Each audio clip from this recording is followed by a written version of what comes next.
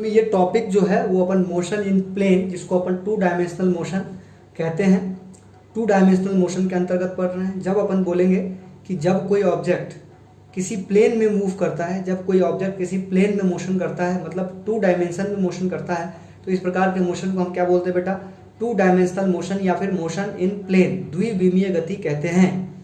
द्विविमीय गति का एक एग्जाम्पल होता है बेटा प्रक्षेप गति, जिसको अपन प्रोजेक्टाइल मोशन कहते हैं, है ना। थोड़ा सा रिवीजन कर लेते हैं, कल वाली जो भी बातें हैं उसको थोड़ा सा रिवीजन कर लेते हैं और फिर उससे आगे अपन कंटिन्यू कर लेंगे। कल मैंने आपको बेटा बता दिया था कि अगर वर्टिकल के अतिरिक्त, अगर किसी ऑब्जेक्ट को मैं ऐसे वर्टिकल ना फेंक करके, वर्टिकल के अतिरिक्त जैसे मैंने ऐसे भी फेंका, तो ऐसे फेंका तो देखो ये ऐसे आया, तो ये भी प्रोजेक्टाइल मोशन है। अगर मैं किसी हाइट पर जा करके, है ना, अगर मैं किसी हाइट पर जा करके और किसी ऑब्जेक्ट को मान लो बिल्कुल सीधा फेंका, मतलब हॉरिजॉन्टल डायरेक्शन में फेंका, तो वो भी कुछ दूर तक सीधा जाके और फिर वो कहाँ जाके गिरेगा? अर्थ पे जाके गिरेगा। मतलब ये हुआ कि ये भी प्रोजेक्टाइल मोशन का एग्जांपल है। देखो बेटा, तो प्रोजेक्टाइल मोशन दो प्रकार के होते हैं, है ना, horizontal projectile and vertical projectile. ठीक, दो प्रकार के आपको मैंने बताया था कल प्रोजेक्टाइल।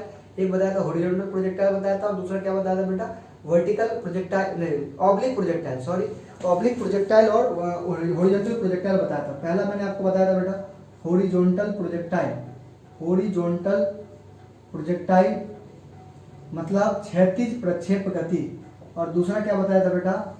दूसरा बताया था मैंने आपको oblique projectile motion, oblique projectile motion, तिर्यक प्रक्षेप गति। तो ये दो टाइप बताए थे मैंने आपको। हॉरिजॉन्टल कब बताया था बेटा? कि जब किसी ऑब्जेक्ट को बिल्कुल हाइट पर जाकर के आप, किसी हाइट पर जाकर के आप हॉरिजॉन्टल डायरेक्शन में थ्रो करते हैं, तो इस प्रकार के मोशन को क्या बोलते हैं बेटा? हॉरिजॉन्टल प्रोजेक्टाइल मोशन बोलते हैं। और अगर इसको मैं डायग्राम के थ्रू समझने की कोशिश करूं, तो आप चले गए किसी हाइट पर और हाइट से आपने किसी ऑब्जेक्ट को ऐसे फेंका, है ना, यू वेलोसिटी के साथ सपोज कर लेते हैं, तो ये ऐसे जाके गिरेगा ग्राउंड पे, है ना। और इस प्रकार के मोशन को क्या बोलेंगे बेटा? हम इस प्रकार के मोशन को क्या बोलेंगे?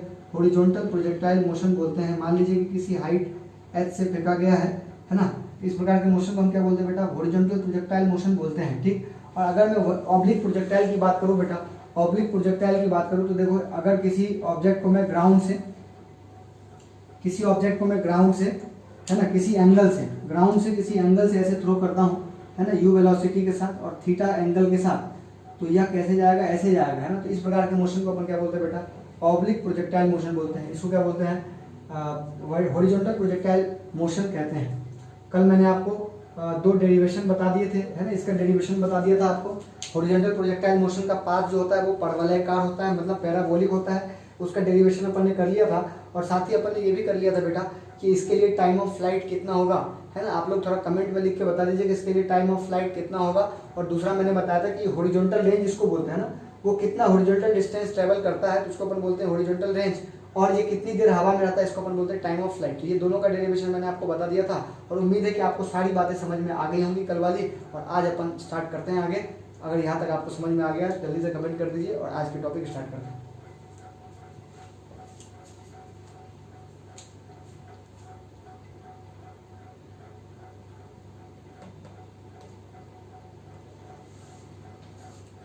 सभी को जय हिंद, नमस्ते भाई, गुड इवनिंग हर्ष, गुड इवनिंग पवन भाई, और सभी को गुड इवनिंग अभय, मोहित, नमस्ते भाई। तो चलिए, ये आपने कल देख लिया था।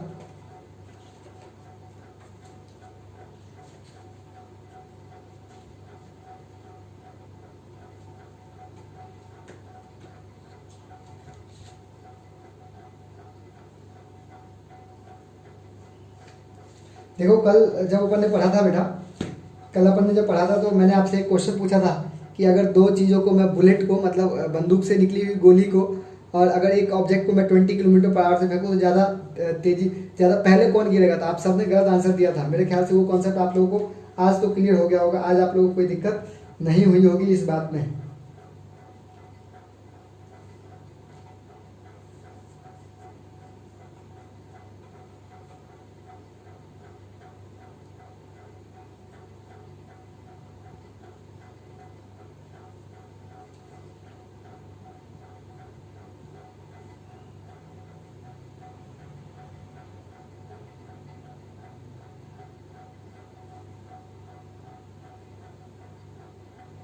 अच्छा, एक क्वेश्चन और पूछा था कल एक अंशुल पूछ रहा था कि सर अगर मान लीजिए कि हम दोनों, आपने बोला था कि सर दोनों को सेम टाइम लगेगा, चाहे वो बंदूक की गोली हो या फिर फेंका गया कुछ भी वस्तु हो, तो ये सब जो अपन मान रहे हैं बेटा, जो पूरा प्रोजेक्टाइल का खेल चल रहा है ना, ये सब के सब हम तब मान रहे हैं जब एयर का रेजिस्टेंस जीरो है ना। एयर का जो फ्रिक्शन है ना, जब अपन किसी ऑब्जेक्ट को फेंकेंगे तो एयर जो होता है वो उसको रोकने का प्रयास करता है, ठीक। तो एयर फ्रिक्शन हम नेग्लिजिबल या जीरो मान के चल रहे हैं। ये जितनी भी डेरिवेशन या जो कुछ भी अपन पढ़ रहे हैं बेटा, इन सब में एयर का जो फ्रिक्शन है वो बेटा हम क्या मान के चल रहे हैं, जीरो मान के चल रहे हैं, ठीक है। चलिए यहाँ तक की बातें क्लियर हो गई, सबने आंसर दे दिया है सर, क्लियर है। आगे बढ़ते हैं और आज अपन सेम टू सेम डेरिवेशन जैसा अपन ने कल हॉरिजॉन्टल मोशन के लिए किया था, है ना, वैसा ही आज किसके लिए करेंगे बेटा, वर्टिकल के लिए करेंगे, ठीक। जो लोग आज नए जुड़े हैं, जो कल की क्लास में नहीं थे, उसको भी सब कुछ समझ में आएगा। बस थोड़ा सा पैसेंस रखिए, आपको सब कुछ समझ में आएगा। अगर आपने कल वाला वीडियो नहीं भी देखा है तो भी आपको समझ में आ जाएगा। कैसे, तो देखो बेटा, सबसे पहले मैंने आपको क्या बताया था कि आज अपन पढ़ने वाले हैं ऑब्लिक प्रोजेक्टाइल, ठीक। तो मैंने यहाँ पर लिख दिया है ऑब्लिक प्रोजेक्टाइल, जिसको हिंदी में क्या बोलते हैं बेटा, जिसको हिंदी में क्या बोलते हैं, तिर्यक प्रक्षेप गति, ठीक है। ऑब्लिक प्रोजेक्टाइल मोशन या तिर्यक प्रक्षेप गति बोलते हैं, ठीक। इसमें क्या होगा, इसमें हम किसी ऑब्जेक्ट को कहां से फेंकेंगे बेटा, ग्राउंड से फेंकेंगे। इसमें हम किसी ऑब्जेक्ट को कहां से फेंकेंगे बेटा, ग्राउंड से। मैंने यू वेलोसिटी के साथ फेंक दिया है, ध्यान देंगे आप लोग, कितने वेलोसिटी के साथ बेटा, यू वेलोसिटी के साथ। कितने एंगल पे फेंका है, थीटा एंगल पे फेंका है, तो ये ऐसे जाके गिरा है, ठीक। अब देखिए यहां पर लिखेंगे let an object is thrown with an initial velocity u at an angle theta with ground। याद रखिए कि यहां पर जो मैंने ऑब्जेक्ट को फेंका है, किसी ऑब्जेक्ट को u वेलोसिटी से फेंका है और ग्राउंड से कितना एंगल बना रहा है, ये थीटा एंगल बना रहा है। याद रखेंगे इस बात को कि ग्राउंड से थीटा एंगल बनाते हुए किसी ऑब्जेक्ट को मैंने u वेलोसिटी से फेंका है, ठीक है बेटा। तो है ना, फिर से मैंने माना consider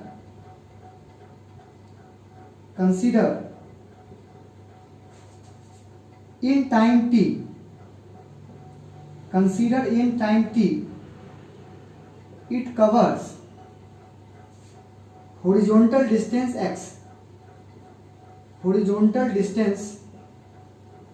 x and vertical distance y। Hindi वाले को मैं बता दूं बेटा, वर्टिकल डिस्टेंस y, ठीक। ऐसा हमने मान लिया बेटा कि t टाइम के बाद, है ना, किसी टाइम t पर हमने वर्टिकल डिस्टेंस कितना कवर किया y और हॉरिजॉन्टल डिस्टेंस x। देखो बेटा, थोड़े दिन पहले मैंने आपको वेक्टर बताया था, है ना, ये सब भूल जाओ थोड़ी देर के लिए। मान लीजिए कि ये कोई a वेक्टर है, ध्यान देंगे, और ये थीटा एंगल बना रहा है, ठीक है।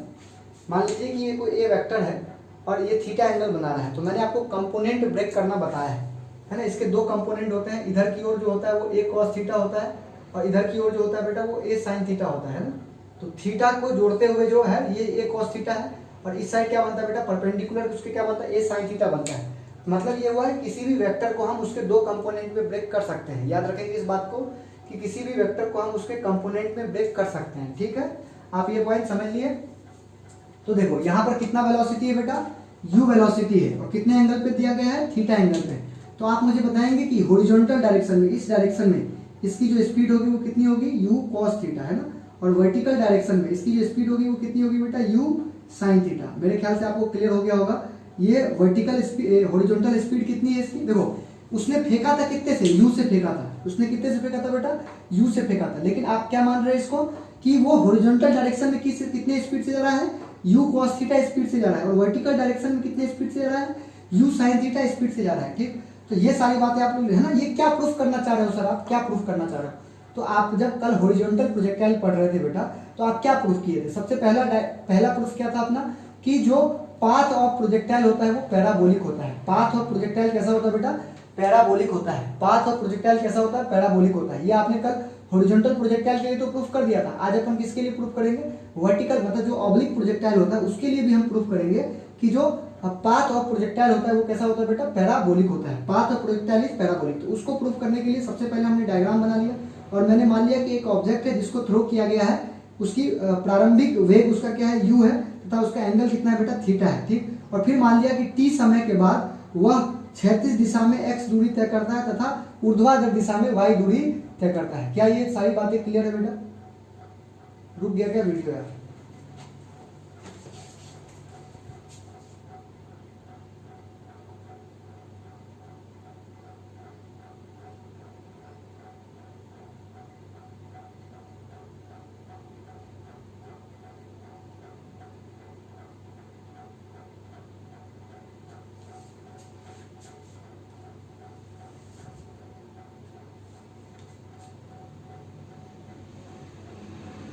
अब ठीक है वीडियो, वापस आ गया? अब ठीक है बेटा?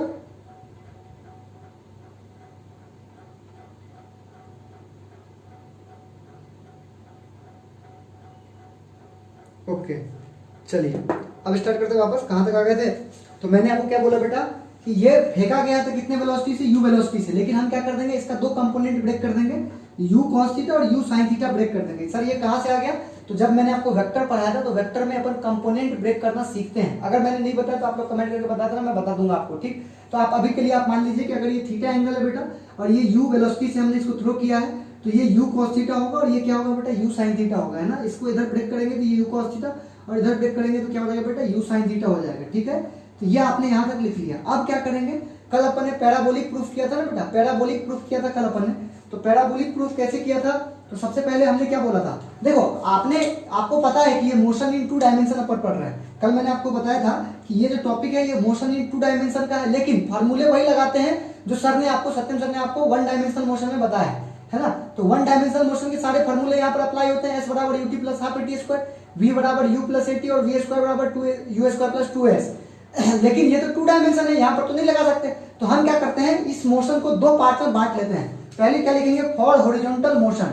क्या लिखेंगे बेटा पहले, फॉर हॉरिजॉन्टल मोशन, मतलब हॉरिजॉन्टल गति के लिए, हॉरिजॉन्टल गति के लिए मतलब क्षैतिज गति के लिए, हॉरिजॉन्टल मोशन के लिए करेंगे। तो देखो हॉरिजॉन्टल मोशन के लिए जो इनिशियल स्पीड है उसको हम क्या बोलते हैं बेटा, आप मुझे बताओ। हॉरिजॉन्टल का मतलब क्या होता है, ये वाला होता है कि ये वाला होता है? तो ये वाला होता है हॉरिजॉन्टल, चलो ठीक है। तो आप मुझे बताइए कि हॉरिजॉन्टल मोशन के लिए जो ux का मतलब हुआ कि हॉरिजॉन्टल डायरेक्शन में इनिशियल स्पीड, हॉरिजॉन्टल डायरेक्शन में इनिशियल स्पीड तो u था, इनिशियल स्पीड टोटल कितना था, u था, उसमें से हॉरिजॉन्टल डायरेक्शन में कितना है, u cos थीटा और वर्टिकल डायरेक्शन में कितना है, u sin थीटा।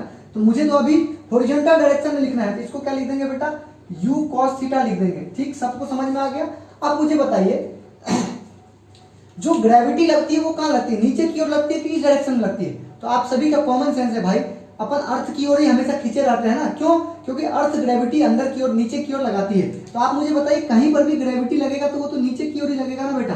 कहीं पर भी जो ग्रेविटी लगेगा वो कहाँ लगेगा, नीचे की ओर ही लगेगा, है ना। तो ग्रेविटी हमेशा नीचे की ओर ही लगती है। इसका ये मतलब हुआ बेटा कि एक्सेलरेशन जो है, मतलब अगर मैं एक्स डायरेक्शन में एक्सेलरेशन की बात करूं तो ये जीरो हो जाएगा। ये तो पिछले वाले कॉन्सेप्ट में मैंने आपको बताया था कि हॉरिजॉन्टल डायरेक्शन में कोई एक्सेलरेशन नहीं होता है, हॉरिजॉन्टल डायरेक्शन में कोई एक्सेलरेशन नहीं होता। चलो तीसरी बात क्या आपने क्या बोला, time t, at time t, जब टाइम टी था तो डिस्प्लेसमेंट या डिस्टेंस कितना था बेटा, डिस्टेंस कितना था बेटा, एक्स था, है ना। डिस्टेंस कितना था टाइम टी पर, आपने क्या माना, हॉरिजॉन्टल डिस्टेंस कितना माना बेटा, एक्स माना, ठीक है। अगर आपने हॉरिजॉन्टल डिस्टेंस बेटा एक्स माना तो यहां से आप फार्मूला लगा सकते हैं। क्या फार्मूला लगा सकते हैं, एस बराबर UT plus half A T square. लेकिन ये हॉरिजॉन्टल के लिए लगा रहे हैं तो यू के बदले में यू एक्स और ए के बदले क्या पुट कर देंगे बेटा, ए एक्स पुट कर देंगे। अब मुझे बताओ कि डिस्टेंस कितना दिया हुआ है, एक्स दिया हुआ है, डिस्टेंस कितना दिया हुआ बेटा, एक्स दिया हुआ है। यू एक्स की वैल्यू कितनी दे रखी है, यू कॉस थीटा दे रखी है, और into t, u cos theta into t और plus half into zero into t square. तो ये पूरा कहाँ गया बेटा, जीरो के पास गया। तो यहां से टी बराबर क्या आ गया बेटा, यहां से टी बराबर कितना आ गया, एक्स बटे यू कॉस थीटा। बेटा यही तो आपने उसमें भी किया था, सबसे पहले आपने इक्वेशन 1 निकाला था। अगर आप देखेंगे कल वाला डेरिवेशन, तो कल वाले डेरिवेशन में सबसे पहले अपन ने यही किया था। सबसे पहले आपने टी निकाला था, वहां पर टी बराबर एक्स बटे यू आया था, आप लोग चेक कर सकते हैं। वहां पर टी बराबर क्या आया था बेटा, एक्स बटे यू आया था। अब देखिए, अब हम जो काम हॉरिजॉन्टल मोशन के लिए किए हैं वही काम किसके लिए करेंगे बेटा, वर्टिकल मोशन के लिए करेंगे। अब जो काम अपने हॉरिजॉन्टल मोशन के लिए किया है वही काम किसके लिए करेंगे, for vertical motion, vertical motion के लिए भी वही काम करेंगे। तो लिखेंगे यहाँ पर for vertical motion, for vertical motion. तो वर्टिकल मोशन के लिए आप क्या लिखेंगे बेटा, वर्टिकल मोशन के लिए क्या लिखेंगे, देखो इनिशियल वेलोसिटी कितनी है, वैसे टोटल वेलोसिटी तो u है, लेकिन अगर मैं इनिशियल वेलोसिटी की बात करूं वर्टिकल में तो ui बराबर क्या दिया हुआ है बेटा, u sin थीटा दिया हुआ है, ui बराबर क्या दिया हुआ है बेटा, u sin थीटा दिया हुआ है। और ay बराबर कितना लिखो, यहाँ पर ay बहुत इंपॉर्टेंट है बेटा। देखो g कहाँ लग रहा है, नीचे की ओर लग रहा है, g कहाँ लग रहा है, नीचे की ओर लग रहा है, लेकिन हम जो मोशन करवा रहे हैं देखो u sin थीटा किधर की ओर है, ऊपर की ओर है, तो वेलोसिटी ऊपर की ओर है और एक्सेलरेशन उसको नीचे ले जा रहा है, तो मतलब वेलोसिटी की डायरेक्शन से अपोजिट डायरेक्शन में g है। तो इसके लिए लिखेंगे यहाँ पर ay बराबर क्या लिख देंगे बेटा, माइनस जी लिख देंगे, है ना। ये माइनस जी यहाँ पर समझना बहुत इंपॉर्टेंट है। क्यों इंपॉर्टेंट है बेटा, क्योंकि देखो हमने जो फेंका था इसको इधर फेंका था, आप वर्टिकल वेलोसिटी कहाँ ले रहे हैं, ऊपर की ओर ले रहे हैं, u sin थीटा कहाँ ले रहे हैं, ऊपर की ओर ले रहे हैं, लेकिन एक्सेलरेशन कहाँ लग रहा है, नीचे की ओर लग रहा है। इसका मतलब जो वेलोसिटी ये एक्सेलरेशन है वो कितना हो जाएगा बेटा, माइनस जी हो जाएगा। और आप सभी को पता है बेटा कि एट टाइम t, अगर मैं टाइम t की बात करूं तो इस टाइम में डिस्टेंस कितना है बेटा, मैं वर्टिकल डिस्टेंस की बात कर रहा हूं, तो वर्टिकल डिस्टेंस कितना हो जाएगा बेटा, यहाँ पर आपने माना है वर्टिकल डिस्टेंस कितना है बेटा, y।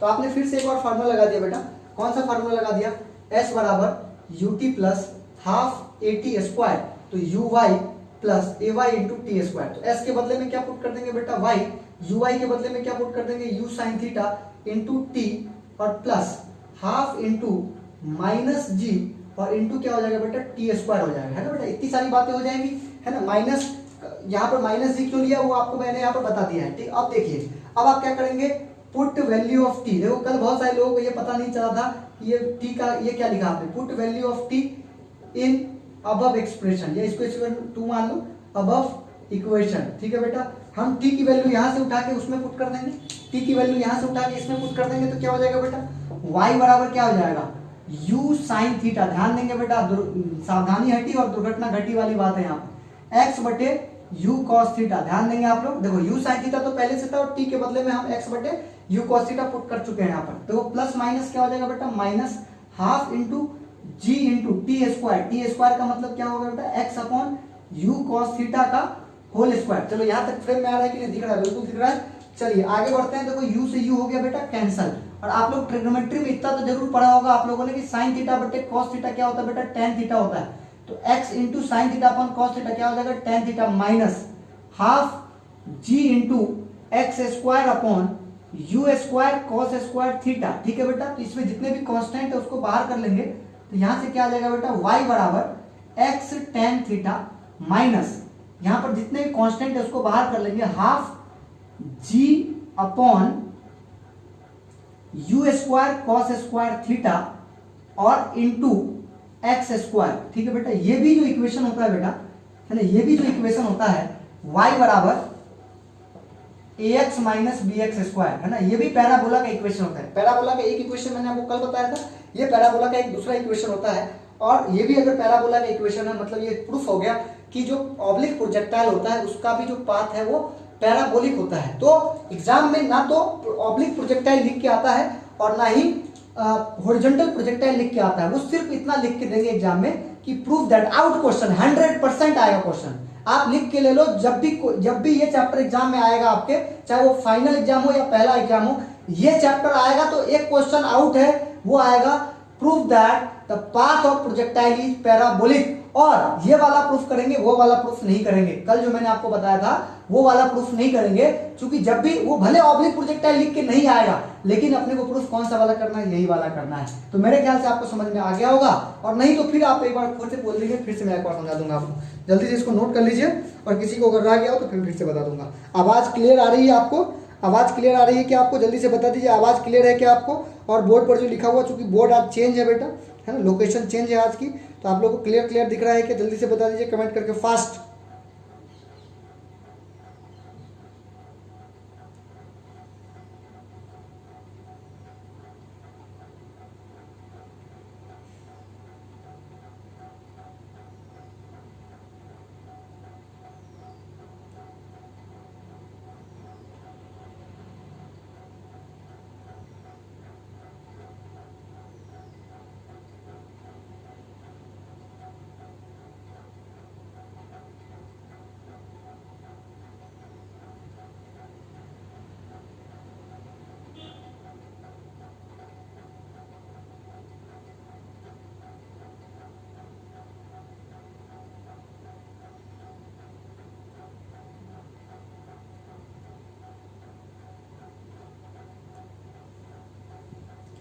चलिए आप लोग इसको नोट कर लीजिए बेटा, ये बहुत important question, very very important question.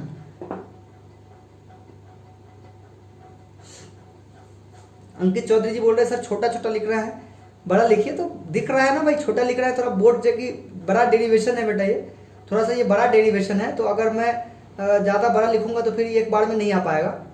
ठीक है मैं लिख दूंगा बड़ा, कोई दिक्कत नहीं, क्योंकि आप लोग शायद हिंदी मीडियम के भी कुछ बच्चे हैं, तो हिंदी मीडियम वालों को मैं बोल देता हूँ एक बार, सुनना मैं पूरी पूरी बात है, आप लोग थोड़ा ध्यान से सुनेंगे तो आपको मैं एक बार हिंदी मीडियम में बोल देता हूँ। देखो भाई, ऑब्लिक प्रोजेक्टाइल को बोलते हैं तिर्यक प्रक्षेप गति, ठीक, तिर्यक प्रक्षेप गति।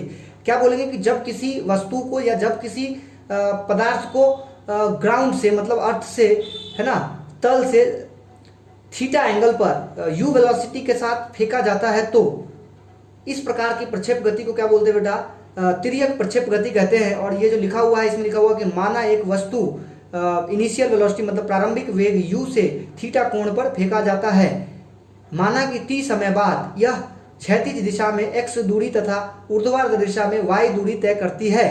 तो पहला लिखे हैं फॉर हॉरिजॉन्टल मोशन मतलब क्षैतिज गति के लिए, और फिर वो सारी चीजें वो सब तो हिंदी में नहीं ऐसे लिखेंगे, और फिर फॉर वर्टिकल मोशन में लिखेंगे ऊर्ध्वाधर गति के लिए। बिल्कुल आप लोग समझ गए होंगे आप, है ना, ये बहुत ही आसान है बेटा। एक बार आपको क्या करना है, देखो ये 2 डायमेंशनल मोशन है, लेकिन आपको क्या करना है, इसको 1 डायमेंशनल के 2 अलग अलग मोशन में कन्वर्ट कर लिया अपन ने।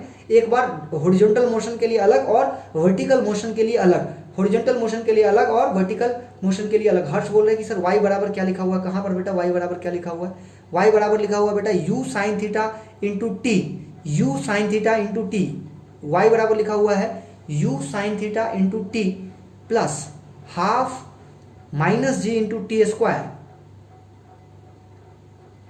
है ना। और आपको नोट्स मिलेंगे बेटा, टेंशन मत लो, नोट्स आपको मिलेंगे, वहां से आप क्लियर नोट करना। अभी तो आप ऐसे रफ में नोट कर रहे हैं, अभी तो सिर्फ आप इसलिए नोट कर रहे हैं कि आपने अभी अभी समझा है, तो थोड़ा बहुत लिख लेते हैं उसको, जिससे कि आपको समझ में आ जाए। जब फाइनल नोट्स मिलेंगे तो आप फेयर में लिखेंगे, अभी इसको फेयर में नहीं लिखेंगे, है ना। जो फाइनल नोट्स में लिखा हुआ है ना वो आप एग्जाम में लिख के आएंगे, तब जाके आपको मैक्सिमम मार्क्स मिलेंगे। मतलब अगर आज के बाद आपको, है ना, आप लोग कमेंट करके बताना, मैं आपसे पूछ रहा हूँ क्वेश्चन कि अगर आपसे आज के बाद आपसे कोई पूछे कि prove that the path of projectile is parabolic, और आपको मेंशन ना करे हॉरिजॉन्टल प्रोजेक्टाइल और ऑब्लिक प्रोजेक्टाइल, तो आप कौन से वाले करके आएंगे, पहला वाला या दूसरा वाला करके आएंगे, जल्दी से कमेंट करके बताइए। अगर एग्जाम में कुछ भी लिखा हुआ नहीं आएगा, है ना, ना तो ऑब्लिक ना हॉरिजॉन्टल, सिर्फ लिख के आएगा प्रूव दैट, सिद्ध कीजिए कि जो प्रक्षेप गति का पथ होता है वो परवलयकार होता है, prove that the path of या trajectory of projectile is parabolic, तो आप कौन सा वाला प्रूफ करके आएंगे, बिल्कुल ये वाला प्रूफ करके आएंगे, बिल्कुल सही।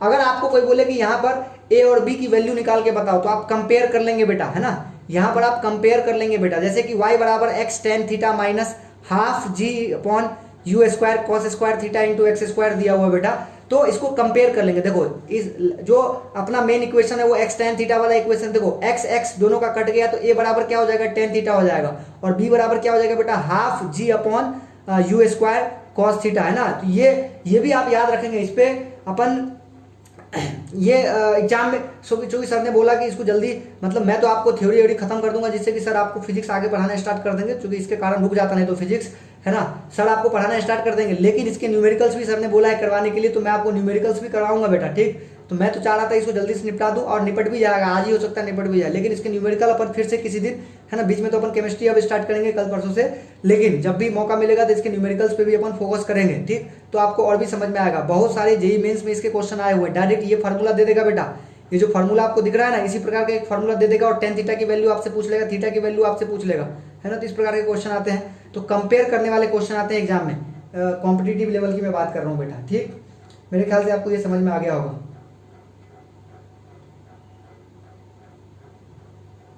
आगे बढ़ा जाए, जल्दी से आज्ञा दीजिए आगे बढ़ने के लिए, है ना। इसके लास्ट में आप लोग क्या लिख देंगे बेटा कि above equation is parabola and hence it is proved that path of projectile is parabolic, है ना। यहाँ पर एक लास्ट लाइन आप लोग ऐड कर देंगे, बाकी बस क्लियर है, ऐसे ही करना है, एक बार हॉरिजॉन्टल मोशन के लिए, एक बार वर्टिकल मोशन के लिए। बहुत बढ़िया, आगे बढ़ते हैं।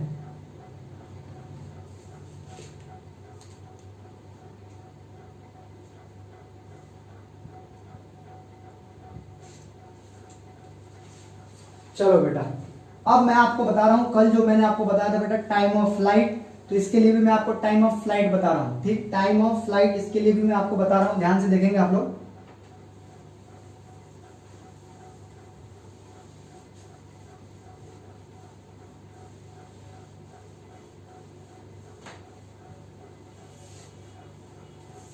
इसके लिए मैं आपको टाइम ऑफ फ्लाइट बता रहा हूं बेटा, टाइम ऑफ फ्लाइट, है ना, मतलब हवाई जहाज का टाइम, यही होता है ना इसका मतलब। नहीं बेटा ये नहीं होता है, इसका मतलब होता है कि जो प्रोजेक्टाइल है वो कितनी देर हवा में रहा। जब हम किसी प्रोजेक्टाइल को ऐसे फेंकते हैं तो वो कितनी देर हवा में रहा, इसको अपन बोलते हैं टाइम ऑफ फ्लाइट। ये मैंने आपको कल बताया था बेटा, है ना, कि मैंने अगर इसको u वेलोसिटी से फेंका है तो u वेलोसिटी से फेंका है तो ये क्या होगा बेटा, u साइन थीटा होगा। ये क्या होगा बेटा, ये क्या होगा बेटा, u cos थीटा होगा, ठीक है, क्योंकि मैंने इसको कितने एंगल से फेंका था बेटा, थीटा एंगल से फेंका था, ठीक। तो आप क्या मान लीजिए बेटा, देखो एक्चुअल में होता क्या है उसको थोड़ा समझने की कोशिश करिए, उसको थोड़ा आप समझने की कोशिश करिए। आप लोग थोड़ा सा कॉन्सेप्चुअल बात बता रहा हूं, उसको थोड़ा समझने की कोशिश करिए, थोड़ा सा मतलब दिमाग लगाना पड़ेगा यहाँ पर। जो एक्सेलरेशन होता है वो क्या करता है, स्पीड को अगर बढ़ा दे तो वो एक्सेलरेशन कहलाता है, और अगर स्पीड को घटा दे तो वो क्या कहलाता है, रिटार्डेशन कहलाता है, या फिर डी एक्सेलरेशन कहलाता है। ये पॉइंट आप लोगों को पता है। एक्सेलरेशन का मतलब स्पीड को बढ़ाने के लिए एक्सेलरेशन की बात करते हैं, और स्पीड को घटाने के लिए डी एक्सेलरेशन की बात करते हैं, ठीक। मेरी बात समझ में आ गई आपको। अगर कहीं पर एक्सेलरेशन और डी एक्सेलरेशन ना हो तो आप मुझे बताइए कि स्पीड बढ़ेगा या घटेगा, क्या नहीं घटेगा। जैसे कि मान लीजिए कि मैं गाड़ी चला रहा हूं और गाड़ी में कंटिन्यूअसली 40 किलोमीटर पर आवर की स्पीड से चला रहा हूं, मैंने कोई एक्सीलरेटर का यूज नहीं किया है। अगर एक्सीलरेटर का यूज आप नहीं करेंगे तो अभी अगर गाड़ी 40 किलोमीटर पर आवर से चल रही है तो वो कंटिन्यूअसली 40 किलोमीटर पर आवर से चलेगी। अगर आपने ब्रेक अप्लाई कर दिया तो ब्रेक अप्लाई कर दिया मतलब क्या हुआ कि रिटार्डेशन अप्लाई कर दिया तो स्पीड कम हो जाएगी। अगर आपने एक्सीलरेटर घुमा दिया तो स्पीड बढ़ जाएगी। मतलब ये हुआ बेटा कि जब हम कोई स्पीड से चल रहे होते हैं और एक्सेलरेशन उसमें आता है तो एक्सेलरेशन के कारण स्पीड बढ़ जाती है, जबकि डी एक्सेलरेशन के कारण स्पीड कम हो जाती है। ये पॉइंट आप लोग समझ गए, चलिए ठीक है, ये पॉइंट आप लोग समझ गए। हम टाइम ऑफ फ्लाइट की बात बाद में करते हैं, पहले एक चीज यहां पर समझिए कि आपने देखा कि हमने फेंका था u वेलोसिटी के साथ, हमने फेंका था u वेलोसिटी के साथ, लेकिन थोड़ी देर के बाद मैंने बोला कि आप भूल जाओ कि आपने u से फेंका था। अब आप ये मानो कि आपने हॉरिजॉन्टल डायरेक्शन में u cos थीटा से फेंका था और वर्टिकल डायरेक्शन में u sin थीटा से फेंका था। मतलब आपको ये समझना है कि ये जो ऑब्जेक्ट है ये u cos थीटा के कारण इधर जाने का प्रयास करेगा और u sin थीटा के कारण ऊपर जाने का प्रयास करेगा। आप लोग ध्यान से देखेंगे तो बेटा u cos थीटा है, ये जो u cos थीटा है ये इधर की स्पीड हम पता कर रहे हैं कि ये u cos थीटा जब हम यहां आ जाएंगे तो यहां पर इसकी स्पीड कितनी होगी, यहां पर इसकी स्पीड कितनी होगी और यहां पर इसकी स्पीड कितनी होगी। तो याद रखना कि जहां पर एक्सेलरेशन नहीं होगा, जहां पर एक्सेलरेशन नहीं होगा वहां पर स्पीड भी चेंज नहीं होगी। तो अभी अभी मैंने आपको बताया था बेटा कि जो एक्सेलरेशन होता है प्रोजेक्टाइल के केस में, जो एक्सेलरेशन होता है वो तो नीचे की ओर लगता है ना बेटा, तो नीचे की ओर लगता है इसका मतलब हॉरिजॉन्टल डायरेक्शन में नहीं लगता है। मतलब हॉरिजॉन्टल डायरेक्शन में पहले भी स्पीड u cos थीटा थी, यहां पर भी स्पीड u cos थीटा होगी, यहां पर भी स्पीड u cos थीटा होगी, यहां पर भी स्पीड u cos थीटा होगी। कहीं पर भी आप निकालोगे हॉरिजॉन्टल डायरेक्शन में जो स्पीड होगी वो कितनी होगी बेटा, u cos थीटा होगी। मेरी बात आप समझ गए होंगे। लेकिन आपने वर्टिकल में कितने से फेंका था बेटा, u sin थीटा से फेंका था, है ना, कितने से फेंका था बेटा, u sin थीटा से। जैसे ही ये थोड़ा दूर यहां गया तो यहां पर आएंगे तो यहां पर हॉरिजॉन्टल डायरेक्शन में तो u cos थीटा ही रह जाएगा, लेकिन वर्टिकल डायरेक्शन में u sin थीटा रहेगा क्या, नहीं रहेगा। क्यों नहीं रहेगा, क्योंकि देखिए हम ये u sin थीटा से जा तो ऊपर रहा है लेकिन एक्सेलरेशन उसको नीचे की ओर खींचने का प्रयास कर रही है। तो एक्सेलरेशन क्या करता है, स्पीड को कम करता है। इसका मतलब क्या हुआ कि जैसे जैसे ये ऑब्जेक्ट आगे बढ़ रहा है वैसे वैसे ये वाली स्पीड तो हर जगह सेम हो रही है, लेकिन ये वाली जो स्पीड है ये कम हो रही है। u sin थीटा धीरे धीरे कम हो रहा है, u sin थीटा धीरे धीरे कम हो रहा है ना, और कम होते होते इस पोजीशन पर आके u sin थीटा की वैल्यू क्या हो जाएगी बेटा, 0 हो जाएगी। मतलब ऊपर जिस स्पीड से ये ऊपर जा रहा था वो स्पीड क्या हो जाएगी बेटा, 0 हो जाएगी। और यही तो कारण है कि इससे और ऊपर ये नहीं जा पा रहा है ना। अगर ये और ऊपर जाता मतलब और यहां तक जाता, इसका मतलब क्या कि यहां पर इसकी स्पीड 0 नहीं हुई, जहां पर इसकी स्पीड u sin थीटा 0 हो गई, इसका मतलब आप क्या समझ जाएंगे बेटा कि u sin थीटा 0 हो गई। इसका ये मतलब हुआ कि इसका जो ऊपर की तरफ ले जाने वाली वेलोसिटी थी वो खत्म हो चुकी है, मतलब वो 0 हो चुकी है। तो यहां पर आके है ना, u sin थीटा क्या हो गया बेटा, 0 हो गया। लेकिन ये फिर भी आगे बढ़ता रहेगा, किसके कारण, u cos थीटा के कारण। लेकिन ये जो 0 है, जो नीचे वाली स्पीड है ना, अब देखो यहाँ के बाद जो u sin थीटा पहले ऊपर ले जा रहा था इसको, अब यहाँ पर 0 हो गया। अब इसको ये नीचे की ओर एक्सेलरेशन लग रहा है, तो नीचे की ओर एक्सेलरेशन लग रहा है तो स्पीड बढ़ेगी, तो यहाँ के बाद फिर नीचे वाली स्पीड u sin थीटा की वैल्यू बढ़ेगी। तो आप याद रखिए, अगर आपसे कोई, है ना, ये सब अभी मैंने कुछ बताया नहीं, अभी मैं कुछ दूसरा टॉपिक आपको बता दिया। ये बता रहा हूं आपको कि जब हम किसी ऑब्जेक्ट को u वेलोसिटी से फेंकते हैं तो पूरे मोशन के दौरान, जब पूरा मोशन कंप्लीट होता है तो उस पूरे मोशन के दौरान जो हॉरिजॉन्टल स्पीड होती है वो सेम होती है। जब आपने देखा u cos थीटा हर जगह सेम है, लेकिन जो वर्टिकल स्पीड होती है, वर्टिकल स्पीड पहले घटती है। देखो u sin थीटा से पहले घटते ये मैक्सिमम पोजीशन पर जब जाएगी तो 0 हो जाएगी और फिर धीरे धीरे बढ़ती चली जाएगी। मेरे ख्याल से आपको सारे कॉन्सेप्ट हो गए होंगे क्लियर। जल्दी से बता दीजिए कमेंट करके और फिर आगे बढ़ते हैं।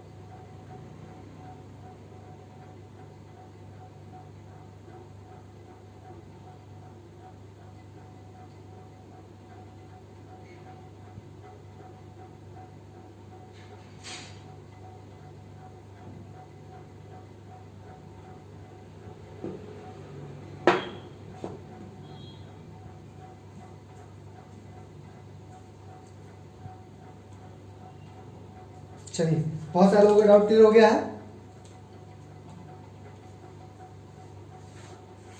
चलिए आगे बढ़ते हैं बेटा। देखो आप सभी को यह फॉर्मूला पता है बेटा, v बराबर क्या होता है, u प्लस टी होता है, ये सब जानते हैं आप लोग। v बराबर क्या होता है बेटा, u प्लस टी होता है, ठीक है। v बराबर क्या होता है, u प्लस टी। यहां पर v क्या होता है, फाइनल वेलोसिटी। v क्या होता है बेटा, फाइनल वेलोसिटी। u क्या होता है, इनिशियल वेलोसिटी होता है। u क्या होता है, इनिशियल वेलोसिटी। t क्या होता है बेटा, टाइम होता है। और a मतलब क्या होता है बेटा, एक्सेलरेशन, है ना। a की वैल्यू क्या होती है, यहाँ पर एक्सेलरेशन होती है, ठीक है। ये आप लोगों को पता है, v बराबर u प्लस टी। आपको सत्यम सर ने बताया होगा ये फॉर्मूला, v बराबर u plus T, equation 1, motion का इक्वेशन 1 है ये। v बराबर u plus T, v final velocity, u मतलब इनिशियल वेलोसिटी, t मतलब टाइम, a बराबर एक्सेलरेशन। अच्छा एक बात और, एक चीज और याद रखना कि जब किसी ऑब्जेक्ट को हम ऊपर फेंकते हैं बेटा, बहुत इंपॉर्टेंट कॉन्सेप्ट बता रहा हूं, सर ने भी आपको ये बताया होगा कि जब हम किसी ऑब्जेक्ट को ऊपर फेंकते हैं तो जितना टाइम ऊपर जाने में लगता है, जितना टाइम ऊपर जाने में लगता है उतना ही टाइम नीचे आने में लगता है। ये पॉइंट आप लोग याद कर लीजिए। आज के बाद अगर नहीं पता आपको तो याद कर लीजिए इस पॉइंट को। आप लोगों को ऐसा सोचने में लग सकता है कि सर ऊपर जाने में कम और नीचे जाने में ज्यादा लगेगा, ऐसा कुछ नहीं। जितना टाइम ऊपर जाने में लगेगा उतना ही टाइम नीचे। जब किसी ऑब्जेक्ट को हम नीचे से ऊपर की ओर फेंकते हैं तो जितना टाइम उसको ऊपर जाने में लगेगा उतना ही टाइम उसको नीचे जाने में लगता है। ये पॉइंट आप लोग याद कर लीजिए, बस दैट्स ऑल। मान लीजिए कि ऊपर जाने में उसको 2 सेकंड लगे तो पूरा टोटल जर्नी में उसको कितने लगेंगे, 4 सेकंड लगेंगे। ऊपर से नीचे जाने में 2 सेकंड और फिर नीचे ऊपर से नीचे जाने में, है ना, नीचे से ऊपर जाने में 2 सेकंड और ऊपर से नीचे जाने में फिर से 2 सेकंड, तो टोटल कितने सेकंड लगेंगे, 4 सेकंड लगेंगे। ये पॉइंट आप लोग समझ में आ गया। चलिए अब मैं आपको बता रहा हूं बेटा टाइम ऑफ फ्लाइट क्या होता है। अब मैं आपको बता रहा हूं कि टाइम ऑफ फ्लाइट क्या होता है, ध्यान से देखेंगे। टाइम ऑफ फ्लाइट देखो, ये हॉरिजॉन्टल है, हॉरिजॉन्टल से u वेलोसिटी से मैंने इसको फेंका, u वेलोसिटी से फेंका तो ये कितनी देर हवा में रहता है, इसी को क्या बोलते हैं बेटा, ये जितनी देर हवा में रहता है उसी को हम क्या बोलते हैं, टाइम ऑफ फ्लाइट बोलते हैं। तो ये u cos थीटा है बेटा और ये क्या है, u sin थीटा है। ये तो आप लोगों को कई बार मैंने बता दिया। इसको मैंने कितने एंगल से फेंका था, थीटा एंगल से फेंका था, ठीक है बेटा। तो टाइम ऑफ फ्लाइट आपको पता है, डेफिनेशन वही रहेगा जो कल मैंने आपको लिखवाया था। इसका जो डेफिनेशन है बेटा वही रहेगा जो मैंने आपको कल लिखवाया था, टाइम ऑफ फ्लाइट, ठीक है। टाइम ऑफ फ्लाइट का डेफिनेशन रहेगा वही रहेगा जो कल मैंने आपको लिखवाया था। मतलब जब हम किसी प्रोजेक्टाइल को फेंकते हैं तो वो कितनी देर हवा में, यहां से लेकर और यहां तक पहुंचने में उसको जितना टाइम लगता है उसी को हम क्या बोलते हैं बेटा, टाइम ऑफ फ्लाइट बोलते हैं। तो हमने क्या कर लिया, ये जो मैक्सिमम हाइट है ना बेटा, है ना, इस मैक्सिमम हाइट मैंने मान लिया कि यहां से यहां आने में उसको टी टाइम लगा है ना, लेट टी टाइम इस सेकेंड है। थोड़ा मैं बड़ा लिखता हूं तो फिर आप लोग बोलोगे सर छोटा छोटा लिखा है। लेट टी टाइम इस second let t time is taken to reach at maximum point. ये जो बेटा मैक्सिमम पॉइंट है यहां तक पहुंचने में मैंने कितना मान लिया बेटा, टी टाइम मान लिया। तो एक चीज तो क्लियर है बेटा कि अगर यहां से यहां पहुंचने में उसको टी टाइम लगा है तो यहां से यहां पहुंचने में उसको कितना टाइम लगेगा बेटा, 2t लगेगा। तो टाइम ऑफ फ्लाइट को t से डिनोट करते तो t बराबर क्या हो जाएगा बेटा, 2 इंटू टी हो जाएगा। आपको भी अभी मैंने बताया कि जितना टाइम उसको यहां से यहां पहुंचने में लगेगा उतना ही टाइम उसको यहां से यहां पहुंचने में भी लगेगा। ये तो क्लियर है, जितना टाइम उसको यहां से यहां पहुंचने में लगेगा उतना ही टाइम इसको यहां से यहां पहुंचने में लगेगा। ये पॉइंट बहुत क्लियर है आप लोगों को, है ना? क्लियर दिख रहा है कि नहीं? हाँ दिख रहा है ना? तो जितना टाइम इसको यहां से यहां पहुंचने, तो आप मुझे बताओ कि अगर आपने यहां से यहां तक का टाइम निकाल लिया है तो आप टोटल टाइम क्या निकालेंगे, 2 इंटू टी निकालेंगे कि नहीं? ये दिख का नहीं रहा भाई।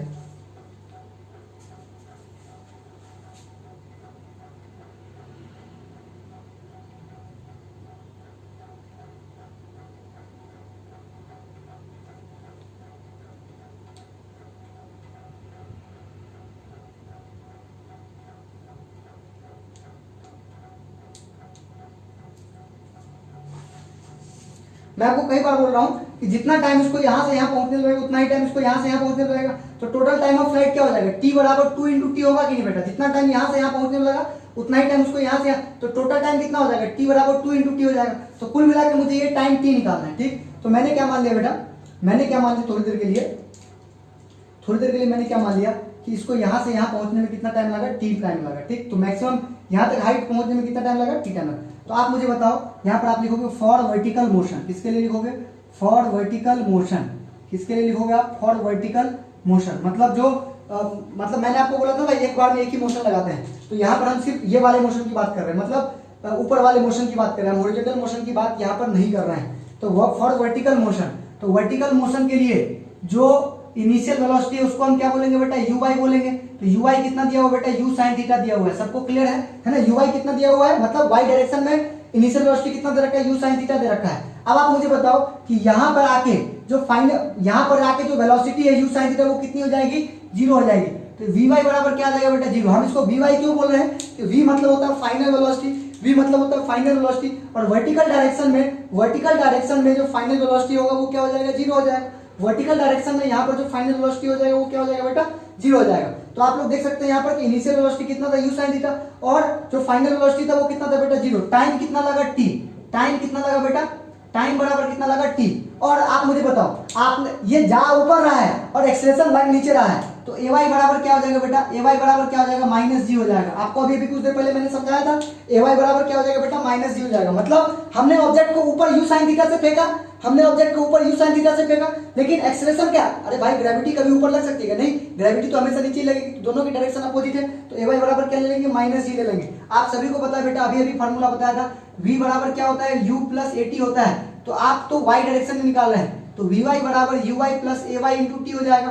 तो वी वाई की वैल्यू क्या हो जाएगी बेटा, 0। यू वाई की वैल्यू क्या हो जाएगी, u sine theta, u y की वैल्यू हो जाएगी यू साइन थीटा, और प्लस ये हो जाएगा माइनस जी, और इंटू क्या हो जाएगा बेटा, टी। तो यहां से देखो ये माइनस जी टी हो जाएगा, तो 0 बराबर क्या आ जाएगा बेटा, you sine theta minus G T. तो माइनस जी टी को उस साइड ले जाएंगे तो प्लस जी टी बराबर क्या आ जाएगा बेटा, यू साइन थीटा, है ना? और यहां से t बराबर आप निकालेंगे तो क्या आ जाएगा बेटा, u साइन थीटा अपॉन जी हो जाएगा, है ना? u साइन थीटा अपॉन जी हो जाएगा। लेकिन मुझे तो टाइम ऑफ फ्लाइट निकालना है, तो 2 से मल्टीप्लाई कर देंगे, तो 2u साइन थीटा और अपॉन क्या हो जाएगा बेटा, जी हो जाएगा। और इसी को क्या बोलते हैं बेटा, टाइम ऑफ फ्लाइट बोलते हैं। मेरे ख्याल से तो आपको समझ में आ गया होगा। जल्दी से इसको नोट भी कर लीजिए और मुझे बता भी दीजिए कि आपको कितना समझ में आया।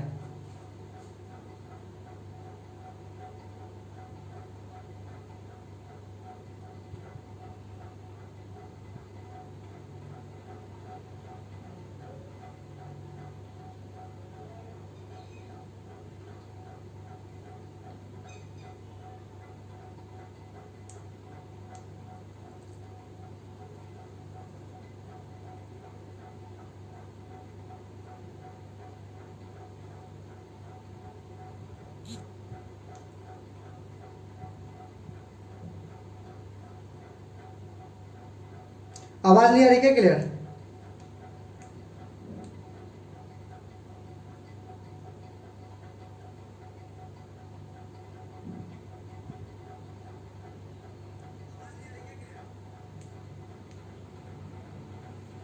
बेटा बोर्ड पर जो लिखा हुआ वो आपको क्लियर दिख रहा है अभी?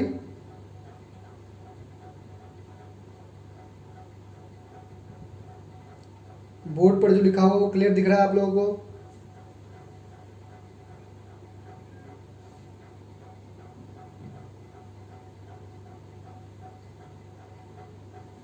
अभी तो क्लियर है ना बेटा आप सबको?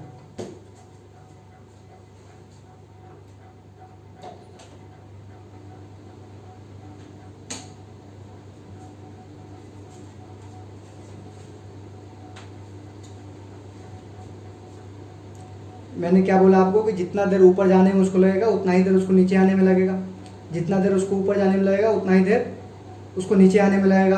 तो देखो हमने मान लिया कि उसको ऊपर जाने में कितना टाइम लगता है बेटा? टी टाइम लगता है। हमने क्या मान लिया? उसको ऊपर जाने में कितना टाइम लगता है बेटा? टी टाइम लगता है। तो टी टाइम लगता है तो हमने वर्टिकल मोशन लगा दिया, हमने वर्टिकल मोशन लगा दिया बेटा। तो वर्टिकल मोशन लगा दिया तो यू वाई बराबर क्या हो जाएगा? यू साइन थीटा हो जाएगा। वी वाई बराबर क्या हो जाएगा? 0 हो जाएगा। और टाइम टी है, ए वाई बराबर -g हो जाएगा। मैंने फार्मूला लगा दिया वी बराबर यू प्लस ए टी। तो हम तो वर्टिकल मोशन के लगा रहे हैं तो वी वाई की वैल्यू 0 हो जाएगी, यू वाई की वैल्यू यू साइन थीटा हो जाएगी, ए वाई की वैल्यू -g हो जाएगी। और इस तरीके से आप टी की वैल्यू निकाल लेंगे। टी की वैल्यू क्या हो जाएगी बेटा? यू साइन थीटा अपॉन जी हो जाएगी, है ना? यू साइन थीटा अपॉन जी हो जाएगी। और फिर हम उसको उसमें पुट कर देंगे तो 2u साइन थीटा बाई जी हो जाएगी। और आज के बाद से आप लोग याद रखेंगे टाइम ऑफ फ्लाइट, ये भी बहुत इंपॉर्टेंट क्वेश्चन है बेटा, बहुत ही ज़्यादा इंपॉर्टेंट क्वेश्चन है, एग्जाम में आता है क्वेश्चन। आप लोग एमपी मार्क कर लेंगे। मात्र 4 या 5 डेरिवेशन इस चैप्टर में, मात्र 4 या 5 डेरिवेशन इस चैप्टर में, और उसी में से क्वेश्चन रहता है। तो जिसमें सबसे ज़्यादा इंपॉर्टेंट क्वेश्चन तो वही डेरिवेशन है जो पहला वाला मैंने आपको बताया, ऑब्लिक प्रोजेक्टाइल के लिए वो प्रूफ करने के लिए जो पैराबोलिक होता है। लेकिन उसके अलावा भी कभी कभी जैसे और में जो क्वेश्चन आते हैं ना बेटा, और में यही सारे क्वेश्चन आते हैं कि प्रोजेक्टाइल के लिए टाइम ऑफ फ्लाइट के लिए एक्सप्रेशन निकालिए। तो कैसे निकालेंगे एक्सप्रेशन? आप लोग समझ गए। पहले अपन टी टाइम स्मॉल टी मानेंगे और एक लाइन यहाँ पर लिखना पड़ेगा। वो जो टी बराबर 2t लिखा हुआ है ना बेटा, तो उससे पहले एक लाइन लिखने पड़ेगा कि वी नो दैट जितना टाइम ऊपर में लगता है उतना ही टाइम नीचे में लगता है, इसीलिए टी बराबर 2 × टी हो जाएगा। समझ में आ गया होगा?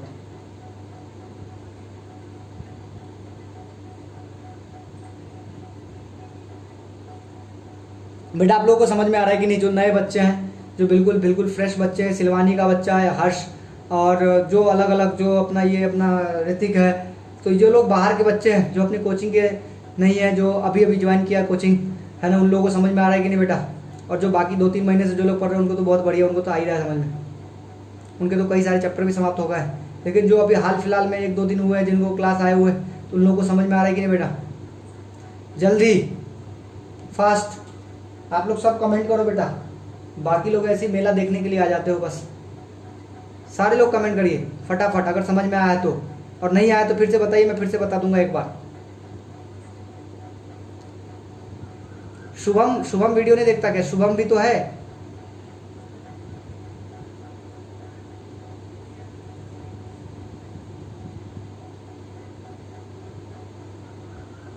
Yes time of time of ascent is equal to, वो ऐसी बात नहीं, उसकी इंग्लिश बहुत ही बेहतरीन है, मैंने सब नोट्स में लिखवाया हुआ बेटा, आप लोग लिख लेना। ये इतना टफ इंग्लिश तो नहीं लिखेंगे वहाँ पे।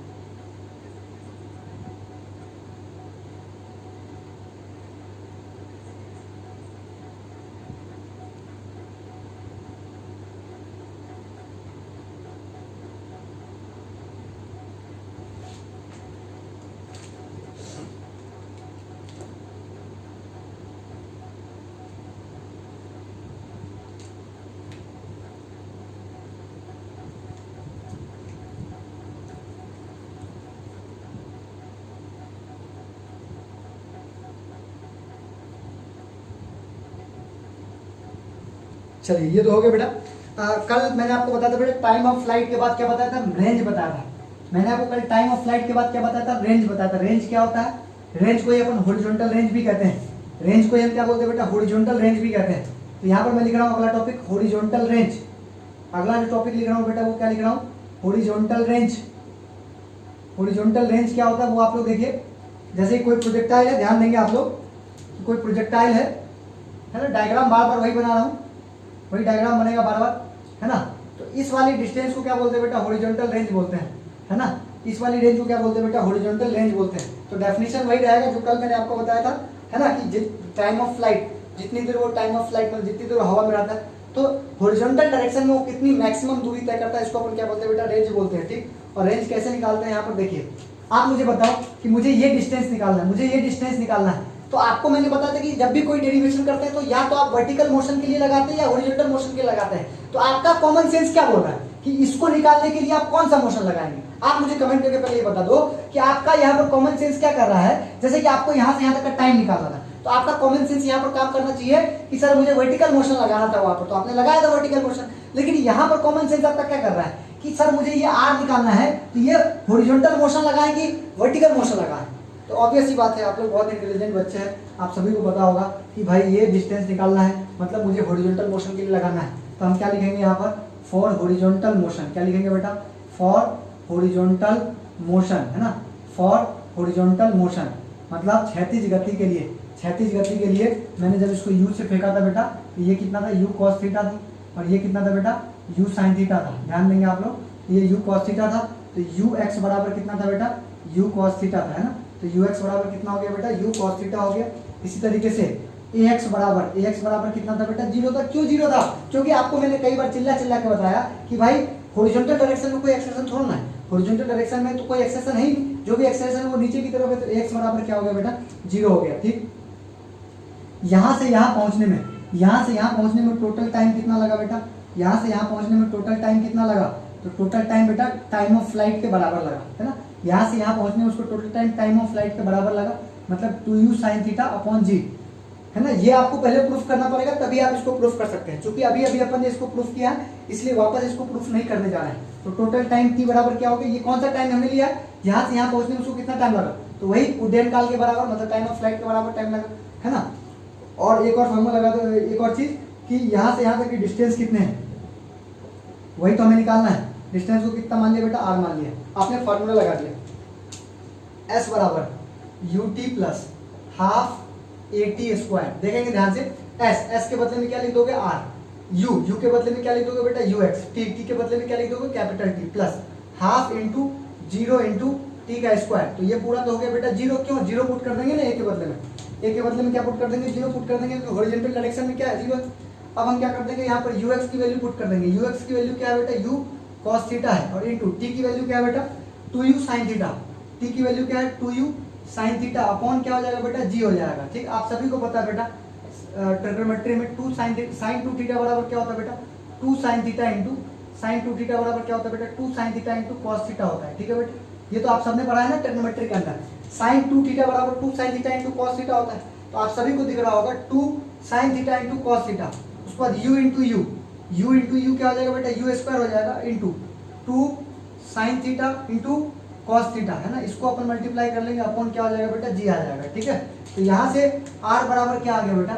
r बराबर क्या आ गया? u square sin 2 theta, u square sin 2 theta upon क्या हो जाएगा बेटा? g आ जाएगा। और यही क्या है? रेंज है। यही क्या कहलाएगा बेटा? रेंज कहलाएगा। आप लोग इसको नोट कर लीजिए।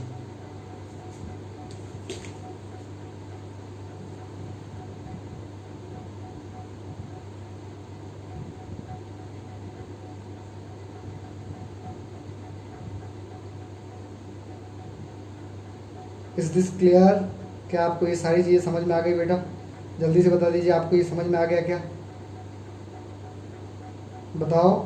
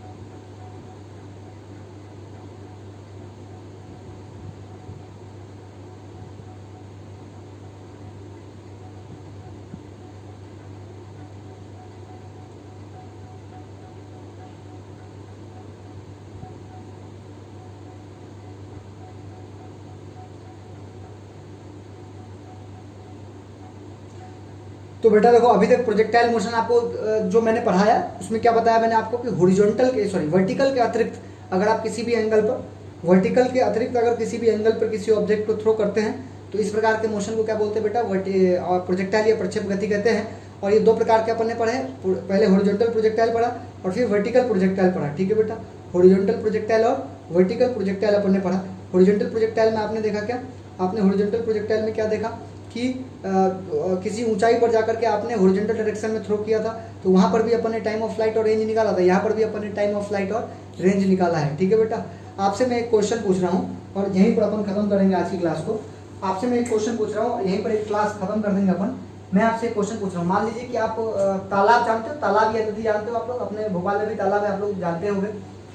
मान लीजिए कि बचपन में आप लोगों ने पत्थर जरूर फेंके होंगे तालाब में, है ना, बच्चे हरकतें करते हैं, तालाब में पत्थर लिए और ऐसे फेंकते हैं और फिर चैलेंज लगाते हैं अपने दोस्तों के साथ कि कौन ज़्यादा दूर फेंक सकता है। ठीक है बेटा, तो आप मुझे ये बताइए कि मान लीजिए कि ये तालाब है ना, ये तालाब है और अपन यहाँ पर खड़े हैं, अपन बहुत सारे लोग यहाँ पर खड़े हैं। ठीक, तो कुछ लोग जो है 60 डिग्री पर फेंक रहे हैं, कुछ लोग 90 डिग्री मतलब 80 डिग्री पे फेंक रहे हैं, कुछ लोग 40 डिग्री पे फेंक रहे हैं, कुछ लोग 30 डिग्री पे फेंक रहे हैं।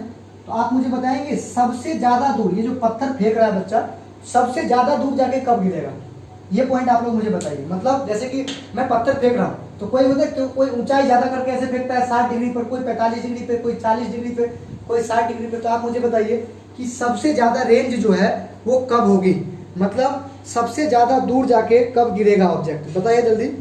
सबसे ज़्यादा दूर जाके ऑब्जेक्ट कब गिरेगा, है ना। बहुत बढ़िया वैशाली, बहुत बढ़िया। आप भी प्रोजेक्टाइल मोशन के एग्जाम्पल दे रहे हो। चलिए, आंसर आ रहा है 45 डिग्री। तो ये 45 डिग्री क्यों, मैं आपसे पूछ रहा हूँ कि अगर एक बंदे ने 30 डिग्री पे फेंका, एक बंदे ने 60 डिग्री पे फेंका, एक बंदे ने 70 डिग्री पे फेंका, तो ज़्यादा दूर जाके कौन गिरेगा।